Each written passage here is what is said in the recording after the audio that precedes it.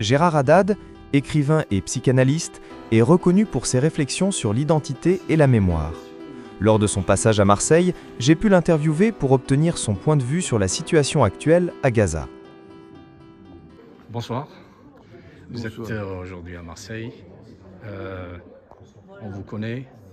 Vous avez des principes. Malheureusement, on les a perdus aujourd'hui. J'espère que non. Se tenir la vérité, surtout la vérité. Qu'est-ce que vous pouvez nous dire par rapport à ça? Non, la vérité, personne ne l'a. C'est l'objet d'un de mes livres précédents. Nous sommes en recherche de la vérité. Ceux qui croient avoir la vérité, comme les gens qui dirigent Israël aujourd'hui, moi je pense que la position morale, c'est la position de la recherche de la vérité.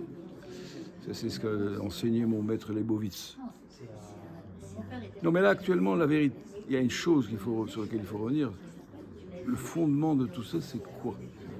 C'est que nous sommes des êtres humains, tous. L'enseignement de notre Bible, c'est d'avoir dit que toute l'humanité descend d'un seul couple, un homme et une femme. Donc il n'y a pas des supérieurs et des inférieurs. Nous sommes tous. Et chaque fois qu'on porte atteinte à une famille de l'humanité, on est tous malheureux, on est tous blessés. Donc mes positions ne sont pas explicables par le courage. Elles sont expliquées. C'est l'évidence même. Nous sommes blessés. Comment peut-on être indifférent de voir tous ces enfants tués comme ça, froidement, affamés, médecins tués? Ça dépasse l'imagination. Exactement. Il se trouve que je suis né dans le judaïsme. Et le judaïsme que j'aime, d'ailleurs, ce que font les sionistes, c'est la négation du sionisme. C'est la négation du judaïsme. D'ailleurs, le fondement du sionisme, c'est ça, c'est le rejet du sionisme, du rejet du judaïsme, qu'ils considèrent comme quelque chose de dépassé, un ramassis de superstitions, etc. Ce qui arrive aujourd'hui aux Gazaouis et aux Palestiniens, qui souffrent depuis un siècle. Hein.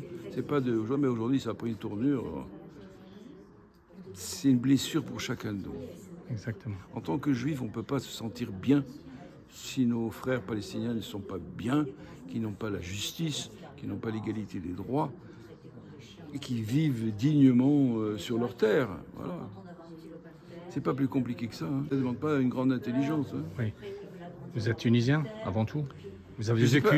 Je suis tunisien, c'est sûr. C'est sûr. Vous avez vécu avec les musulmans. Il n'y avait pas de barrière. J'ai quitté la Tunisie, j'avais 22 ans. 22 ans. Oui. Mais quand même, vous avez gardé des souvenirs. J'ai pas gardé des souvenirs, j'y vais tout le temps. Cette année, j'y ai été 4 fois. Et on est qu'en septembre. Il n'est pas impossible que j'y retourne encore une fois. D'accord. Moi, avec la Tunisie, j'ai un rapport que j'appelle de symbiose. Tous mes livres, même s'ils ne parlent pas de la Tunisie, mais pas un mot sur la Tunisie, ils sont tous nourris de Tunisie. Hein. C'est ça qui est bizarre. Certains de mes livres que je n'arrivais pas à écrire, je n'ai pu les écrire qu'à Tunis. Pourquoi? Mystère. Moi, en Tunisie, mes amis que j'ai, on s'aime, hein, il y a de l'amour entre nous. Là, il y a le docteur Gérard Haddad qui a écrit des livres extraordinaires avec un courage vraiment spectaculaire, puisqu'il s'est mis tout le monde à dos, hein, même sa propre famille.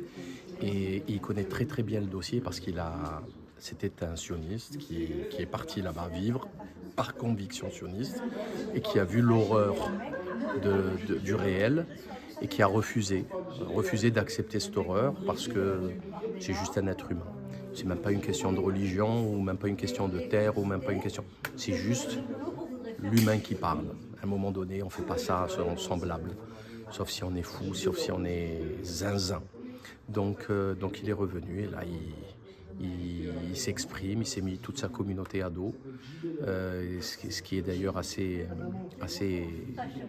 triste, c'est de voir qu'il y a des juifs qui réagissent, qui prennent des risques, qui ne peuvent plus aller à la synagogue, qui ne parlent plus à leurs enfants, à leurs frères et sœurs, à leurs parents, parce qu'ils prennent des positions anti-sionistes, alors qu'il y a beaucoup de Maghrébins qui ne se déplacent même pas à la manif du dimanche, qui préfèrent zoner, ne rien faire. C'est d'une tristesse infinie. Et c'est pour ça d'ailleurs qu'ils peuvent continuer à tuer, à massacrer, parce qu'il n'y a pas de frein, il n'y a pas de limite, quoi.